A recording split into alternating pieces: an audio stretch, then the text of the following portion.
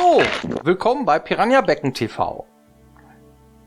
Wir sind die Piranhas, die hier sitzen. Und wir haben heute ein Thema mitgebracht. Und zwar geht es um Setting. Ja? Heißt Setting. Setting wird immer gerne mit Genre verwechselt. Ne? Meine Mutter zum Beispiel, die sagt immer Genre. Damit meint die aber Setting eigentlich. Ne? Also wenn die jetzt über eine Serie oder so, das ist dann Genre, keine Ahnung, Indien da. Ne? So. Oder Akbar oder irgendwie so ein Krempel. Hä? Aber eigentlich ist das Setting gemeint. Ne? Was meint denn Setting eigentlich? Erklär mal. Was ist denn ein Setting? Ja, Genau. wo und wie zum Beispiel ein Spiel stattfindet. Ja, Zum oder ein Beispiel. Film oder eine Serie oder was auch immer, ein Buch. Genau, Ja? ne? Das Setting beschreibt im Grunde genommen die Umstände, die Epoche, die Zeit, in der es stattfindet, das Land, die Umgebung, also das Setup, das Setting, ne? Worum es eigentlich geht in der Welt. Also die Welt wird da beschrieben, ne? In der diese Geschichte stattfindet. Das kann historisch sein, das kann fiktiv sein, das kann alles Mögliche sein. So. Und darum geht's heute. Ne? Muss ja eigentlich auch aufklären, was Genre ist. So ein Genre kann sein ein Rollenspiel. Genre kann sein ein Open-World-Spiel. Muss aber kein Genre-Rollenspiel sein. Es kann auch ein Open-World-Shooter sein.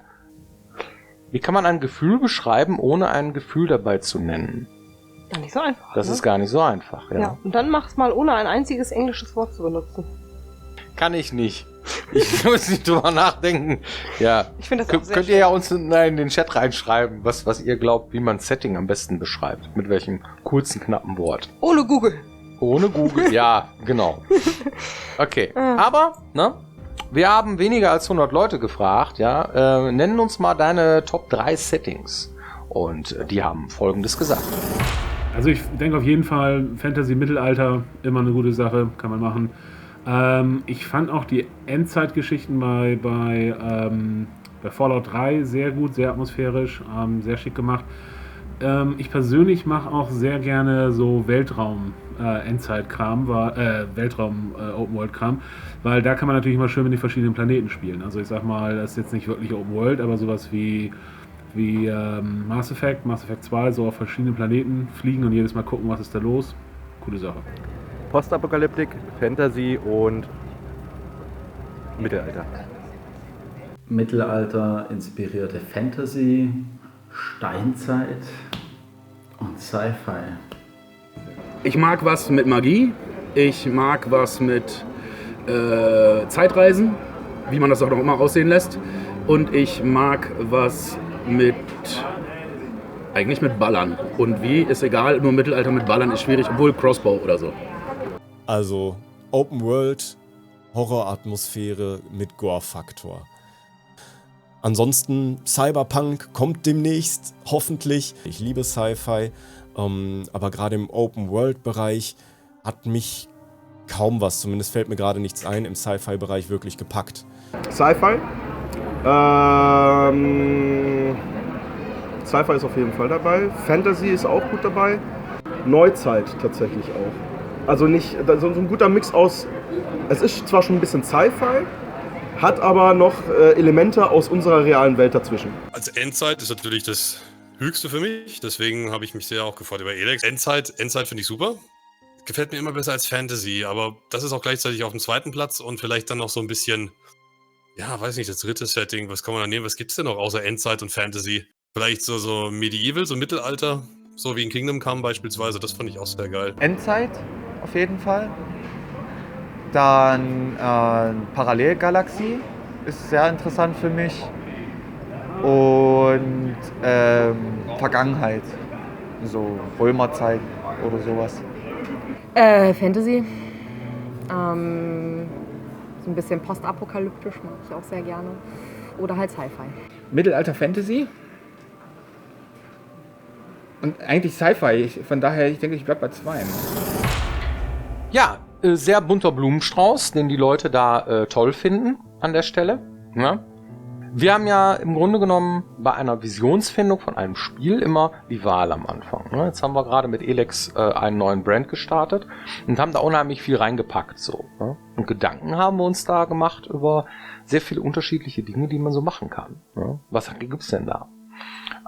Moderne Welt GTA ist ein super Setting, ja, finde ich. So, man kann natürlich, die reale Welt ist in dem Moment langweilig, wo man einfach nur zur Arbeit geht und nach Hause geht und vorm Fernseher hockt. Aber bei Grand Theft Auto 5 beispielsweise oder auch den vorherigen Teilen wird die reale Welt halt so mit den ganzen Gangstern und so weiter so interessant gemacht in einem in einer Stadt, in einem Setup von New York, Los Angeles, was hatten wir jetzt? Miami, ne? Dass im Grunde genommen sogar die Jetztzeit, so wie es jetzt ist, irgendwie ein ziemlich geiles Setting sein kann. auf jeden Fall. Ja. Vor allen Dingen das Tolle daran ist, wenn man diese Städte tatsächlich mal besucht, hat man das Gefühl, man läuft in GTA rum. Und dann macht man das Radio an und dann läuft dann auch noch der Song, den man im Auto von GTA gehört hat. Also das ist schon ziemlich geil. Muss man sich beherrschen, niemanden zu überfahren. Ja, so sieht's aus. Ja, was gibt's noch für Settings? Western. Red Dead Redemption. Ja. Ja, ist gerade ziemlich im Trend und geiles Spiel. Im Prinzip jetzt auch das nächste wäre die Postapokalypse. Ja, ne? Postapokalypse. Da gibt es wirklich auch sehr viele verschiedene, glaube ich. Mad Ja. Max ist so, ja, Postapokalypse mit Wüste und so gemischt. Dann gibt es... Ja, Mad Max, da gibt's gar nichts mehr. Ja, Ja. da ist nur noch Wüstensand, da ist alles geschliffen sozusagen. Ja. Ne? Bei Fallout ist es halt so, die haben so ein Setting, wo du in den 60ern oder so, ja, irgendwie die Atombomben gefallen sind. Also es ist ja völlig fiktiv, ja. Das ist ja mit unserer Realität jetzt ist ja nicht mal eine Zukunftsvision, sondern es ist sogar ein Ding irgendwie in der Vergangenheit, wären da die Dinger gefallen, wie würde das jetzt 200 Jahre später aussehen? Und das ist ja auch immer genial. Ne? Das ist ja genial, wenn man zwei verschiedene Dinge nimmt. Du sagst immer, die nichts miteinander zu tun haben und daraus eine neue Idee kreiert. Ja, das dann stimmt, hast ja. du was ganz Eigenes gemacht. Ja. Ne? Dieser 50er, 60er Jahre Charme, der irgendwie dieses Fallout-Thema begleitet, das ist ihr unique Selling Point im Grunde genommen. Wenn man diese olle schrammelige Schallplatte da hört, maybe, weißt du, ne? I don't want to set the world on Ja, das geht ja noch. Am schlimmsten finde ich dieses... Mach das Radio aus. Gut, dass es mir jetzt nicht einfällt, sonst denke ich wieder den ganzen Tag an dieses Lied. Nein. Und Postapokalypse natürlich auch die Zombie-Apokalypse in Die auch kombinierbar ist, ne? Form, So. ne? In verschiedenen Spielen, sogar also Spiele wie Last of Us machen das, ne? Die klassische Zombie-Apokalypse dann mit eigenen Viechern dann zu besetzen und dann hast du auch die kaputte Welt. Ja. Ne? Das ist spannend als Setting. Es gibt denn das Setting mit Mafia. Ja. L.A. Noire beispielsweise, ja. Oder Mafia. Ja, oder Mafia, sag ich ja. Ne? Und, oder Mafia. Das ist auch eine geile Sache, aber das ist halt tatsächlich was Historisches. Ja. Das hat wenig mit Fantasy oder sonst was zu tun. Das ist dann meistens rein, vielleicht hat man mal irgendwie so ein mystisches, paranormales Phänomen dabei, aber das ist eigentlich eher die Seltenheit so. Das heißt, wenn man so ein Setting wählt, muss man auch meistens historisch daherkommen. Ne? Und da ist man dann auch dazu verpflichtet. Wer auch sehr historische Settings wählt, immer sind Assassin's Creed. Ja, die stimmt. gehen durch sämtliche Epochen der Menschengeschichte und so weiter. Momentan sind sie bei den Griechen, vorher waren sie bei den Ägyptern, ja, vorher irgendwann mal in London, hier Whitechapel, davor irgendwie Florenz, Italien, ne, davor waren wir tatsächlich irgendwie in Damaskus, ne, zur Zeit von Jesus Christus oder was, ne. Und die machen das tatsächlich auch, dass sie dieses damit mit Science-Fiction-Elementen verbinden. Ja. Ne? Und das funktioniert auch wunderbar. Ja. Ne? So wie Zeitreise irgendwie in Gedanken und du kannst dann irgendwie die Vergangenheit manipulieren und beeinflussen oder nochmal erleben irgendwie in diesem Animus. Ja, jetzt kommt's. Super. Ja, ist schon länger her, dass wir einen gespielt haben, aber wird mal wieder Zeit, dass wir mal wieder einen von den Dingern mal zocken. Ja. Syndicate ist der nächste Kandidat. Ja, auf das Setting hätte ich jetzt zum Beispiel Bock. Ja. Ne? Ja, was gibt's noch? Horror, ne, wo wir bei Zombie sind. Gibt's das Horror-Setting, ja, weiß ich nicht, 10 Kinder, Jugendliche, Highschool, bla, gehen in den Wald, eine Hütte und dann kommt irgendwer und will die alle umbringen. Ja, ist halt irgendwie immer dasselbe. Ja, gibt Spiele, die basieren da drauf, ne? Wie auf Haken hängen hier, wie heißt das noch? Dead by Daylight. Dead by Daylight. Also, ich meine, macht Spaß irgendwie. Es ist halt Horror, ne? Es ist ein Horror-Setting. So. Die gehen auch viel auf, also diese ganzen Horror-Dinger gehen häufig auf Realismus. Ja. Ne? Denn je echter ich mich daran fühle, desto häufiger grusel ich mich auch. So die These. Ja, vor allem in der Jetztzeit, ne? Das ist das Wichtige daran. Es gibt zig Spiele mit demselben Thema irgendwie. Du kommst in das gruselige Haus und im gruseligen Haus passieren paranormale Dinge. Ja, und du musst dann herausfinden, warum. Oder wie komme ich wieder raus. Und je echter das aussieht, ne, gerade First-Person-Sachen, vielleicht noch... Resident Evil schießt ja da den Vogel ab, ne? Resident Evil war schon schlimm, weil das VR. Das auch in der VR. Aber es gibt mittlerweile Titel, die ich noch gruseliger finde. Ja? Ne? Ja. Als Resident Evil? Ja. Das sind für mich verschiedene Sachen. Resident Evil hast du zum Beispiel eine Pistole und später auch noch andere Waffen. Ja, aber erst später, ne? Ja, genau. Am Anfang ist es ziemlich gruselig und dann später wird es dann auch teilweise sehr actionlastig. Ja, das und dann stimmt. ist es in dem Moment nicht mehr gruselig. Es ist zwar immer noch schrecklich, aber nicht mehr gruselig. Ja, das ist immer diese Mischung zwischen Splatter, Horror, Grusel, ne? Und in welche Richtung geht das Spiel jetzt, ne? Jetzt zum Beispiel ganz neu, auch der heiße Scheiß, noch nicht auf dem Markt, glaube ich. Vielleicht, wenn diese Folge jetzt erscheint. Visage. Ah. Ja, spielen jetzt ganz viele, super gruselig und du... Aber da geht's mehr so um Jumpscares und also die Katze aus dem Wandschrank. Genau. Oder sowas, ne? Ja, richtig. Du hast da im Grunde genommen dieses Call of Cthulhu-Thema. Ah, ne? ja. Auch jetzt gerade neu erschienen auf dem Markt, habe ich mir noch gar nicht angeguckt. Ja. Finde ich auch total spannend, Sah brauche ich mich interessant aber aus, noch nicht. Vielleicht hast du ja mal einen Bock da drauf, keine Ahnung. Ich muss dann wieder die Monster schnetzeln, weißt du? Ja, warum nicht? Ja, aber das ist so furchtbar irgendwie. In dem Spiel ist es zum Beispiel auch so, du darfst nicht zu lange im Dunkeln bleiben, sonst passieren böse Dinge. Und wenn du jetzt gerade keine Kerze findest oder deine geht gerade aus oder dein Feuerzeug ist leer, dann ist das echt übel. Dann kriegst du Panik und läufst dann im Dunkeln im Kreis oder gegen die Wand, weil du nicht mehr weißt, was du tun musst. Okay, ich mach das. Okay. Dann gibt's noch Sci-Fi, Mass Effect, ne? Mhm. Auch diverse andere Sachen, Star Wars und so, obwohl Star Wars ja auch schon wieder eine Mischung ist, ne? Ja. Das ist nämlich eine Mischung aus Fantasy und Science Fiction. Das ist das moderne Märchen, so wie ich es immer genannt habe, so, ne? Und so einen reinen Sci-Fi-Gedöns wie Star Trek oder so, die haben auch diese mystischen und märchenhaften Elemente mit drin, so, ne? Also so ein bisschen Fantasy haben die alle so ein bisschen, ne? Ja.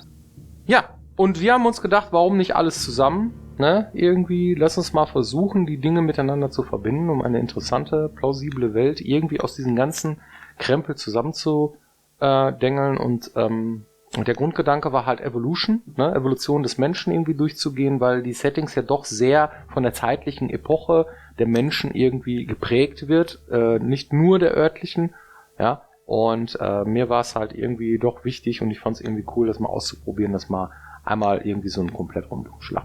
Und naja, am Anfang haben wir dafür ganz schön Haue gekriegt, ne, von den Kritikern und auch gab auch sehr viele Skeptiker. Also wir selber, die Piranhas, die waren eigentlich ziemlich davon überzeugt, weil wir halt so dieses eingestampfte Fantasy-Setting so ein Stück weit verlassen haben. Wir haben zwar auch schon ein bisschen aufgeweicht mit den Piraten oder so, aber Piraten sind jetzt nicht so weit weg vom Fantasy, wie beispielsweise die Outlaws oder sogar die Kleriker oder die Alps. Ne? Mhm. Und das war schon eine Sache. Wir haben scheinbar Glück gehabt, ne? Dass wir den Nerv getroffen haben an der Stelle. Und da sind wir auch sehr froh drüber, dass das funktioniert hat am Ende des Tages. Mhm. Ja, weil das ist immer, ich finde immer, wenn man mehrere Settings miteinander mischt, dann, ja, auch da an der Stelle passiert dann wieder was Neues und das macht Spaß. Wie interagieren die Dinge miteinander? Wie funktionieren die miteinander? Wie funktioniert die Welt im Hintergrund? Ja. Was ist passiert? Es ist natürlich oft weniger vorhersehbar, was in der nächsten Ecke passiert, wenn man solche Experimente macht. Und das macht so ein neues Setting dann spannend. Ja. Und wenn du jetzt zum Beispiel ein reines, cleanes Thema hast, dann brauchst du schon andere Dinge, die das dann noch mehr nach vorne schieben oder tragen. Irgendwie andere Features vielleicht. um sowas spannend zu halten, weil man, das kenne ich schon. Habe ich schon 1000-mal gesehen, habe ich schon 1000-mal erlebt, irgendwie ist ja schon ziemlich ausgelutscht oder sowas, ne? Und wenn man verschiedene Dinge neu miteinander kombiniert, dann passiert einem eben das nicht, dann sind Dinge halt tatsächlich neuer und da kann man auch neue spannende Geschichten erzählen in so einem Setting und das macht Spaß. Finde ich auch. Und deswegen haben wir es ja gemacht. So, ich werde ein Zettel los. So, ich lese jetzt eine Community-Frage vor. Die ist relativ einfach und schnell beantwortet, denke ich. Die Frage ist, nutzt ihr noch Speedtree? Nein, wir haben Speedtree sehr lange benutzt und immer wieder die Lizenz gekauft und so. Und ich meine, Speedtree, was ist das überhaupt? Speedtree ist das ein externes Tool, mit dem man Bäume erzeugen kann, so prozedural irgendwelche Bäume erzeugen kann und dann mit entsprechenden Reglern, die dann entsprechend groß, klein und so weiter machen. Das ist so ein, ja, wie bei Fallout hier, ne, sein Kirmes-Apparat, dass man sich sehr, und so kann man das mit Bäumen machen, das nennt sich Speedtree und das kannst du dann auch in die Engine integrieren und so weiter. Und ja, Speedtree selber, glaube ich, verwenden wir jetzt bald nicht mehr. Ne? Das wird so nach und nach durch was anderes ersetzt. Ja. Gut. Ja, vielen Dank fürs Zuschauen und dann sehen wir uns hoffentlich nächste Woche wieder, wenn es heißt Piranha Becken TV. Genau. Macht's gut. Tschö.